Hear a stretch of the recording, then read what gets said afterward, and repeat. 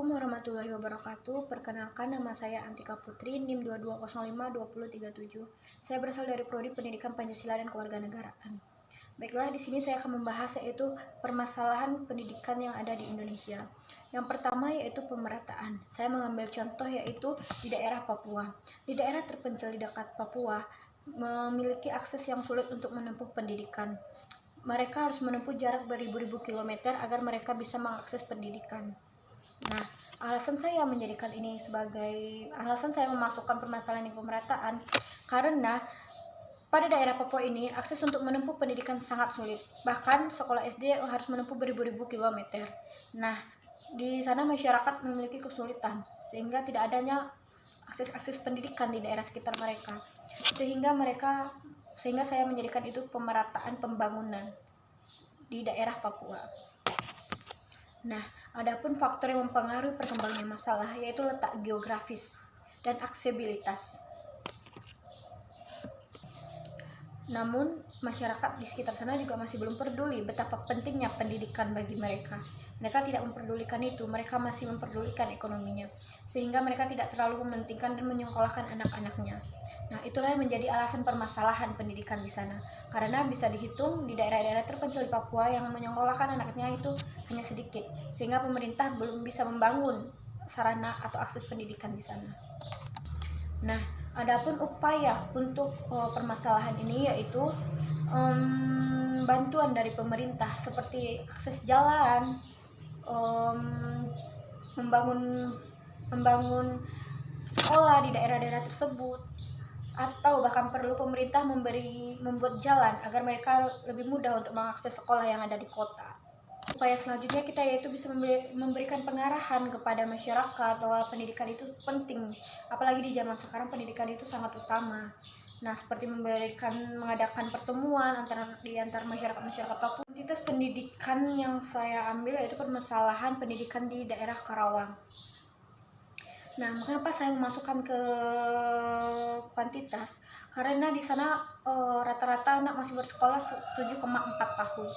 Nah, kita sama-sama tahu bahwa di Indonesia rata-rata paling lama anak-anak itu sekolah harus 9 tahun untuk menempuh pendidikan minimal. Nah, sedangkan di Karawang hanya rata-rata kebanyakan anak hanya 7,4 tahun. Sehingga banyak anak-anak yang putus sekolah di sana. Itu diputus sekolah di daerah sana. Faktor yang mempengaruhi yaitu masyarakat di daerah-daerah Karawang masih belum mementingkan pendidikan, masih belum menganggap pendidikan itu penting, sehingga mereka menyekolahkan anak-anaknya cuma sampai 7,4 tahun saja. Nah, di sanalah yang membuat betapa kuantitas pendidikan Indonesia itu menurun. Adapun upaya-upaya yang dapat dijelaskan yaitu memberikan motivasi atau saran kepada masyarakat di daerah sana agar mereka menyekolahkan anak-anaknya, agar mereka mau mendidik anak-anaknya minimal 9 tahun. Yang kedua yaitu pemerintah harus lebih tegas dalam melaksanakan program wajib belajar 9 tahun agar semua daerah di Indonesia itu melakukan pendidikan 9 tahun. Nah, apabila program itu telah terlaksana, maka akan mudah untuk kita meningkatkan kuantitas pendidikan yang ada di Indonesia. Kualitas pendidikan yang ada di Indonesia masih belum bisa dikatakan sudah meningkat. Banyak daerah-daerah terpencil di Indonesia yang pendidikannya belum memiliki kualitas. Karena di daerah terpencil itu mereka mendatangkan hanya guru-guru yang tamatan SMA untuk mengajar SD, sehingga tidak ada memiliki potensi di dalam diri guru tersebut. Nah, guru-guru yang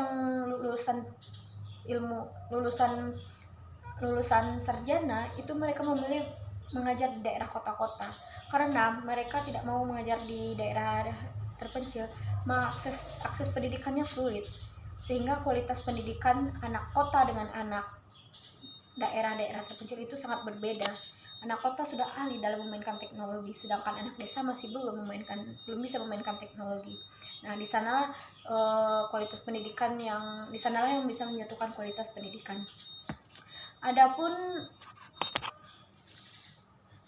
Adapun upaya yang dapat dilakukannya itu memberikan beasiswa bagi anak-anak daerah atau anak-anak yang kurang mampu agar menempuh pendidikan yang lebih tinggi.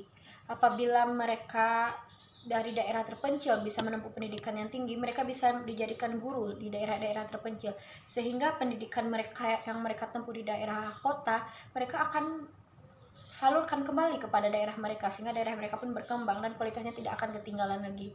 Nah, memberikan masukan kepada masyarakat di sekitar untuk saling bekerja sama, untuk memberitahu betapa pentingnya pendidikan itu juga harus dilakukan, karena kebanyakan masyarakat sekarang tidak peduli betapa pentingnya pendidikan itu. Nah, bagi pemerintah yaitu memberikan akses atau beasiswa. Itu masalah efisiensi pendidikan. Efisiensi pendidikan ini membahas bagaimana suatu sumber daya digunakan sebagaimana mestinya, pendidikan digunakan sebagaimana mestinya. Nah, permasalahannya yang kita dapat lihat yaitu banyaknya anak-anak yang drop di saat sekolah, banyaknya anak-anak yang belum bisa menerima pendidikan itu, banyak anak-anak yang tinggal kelas yang tidak mengerti dengan materi yang disampaikan oleh guru, sehingga efisiensi pendidikan di Indonesia itu menurun, belum menemukan cara agar mereka bisa meningkatkan efisiensi pendidikan. Nah, contohnya di daerah-daerah terpencil Indonesia, efisiensinya juga masih belum bisa diterapkan dengan sempurna. Faktor yang mempengaruhi berkembangnya masalah yaitu siswa dituntut untuk memahami semua materi. Siswa dituntut untuk belajar sehingga menguasai semua materi. Nah, dengan tuntutan seperti ini, dengan yang tidak sesuai dengan minat atau bakat siswa, sehingga menurunkan efisiensi siswa untuk memiliki pengetahuan tentang pendidikan, untuk memahami pelajaran-pelajaran yang lainnya.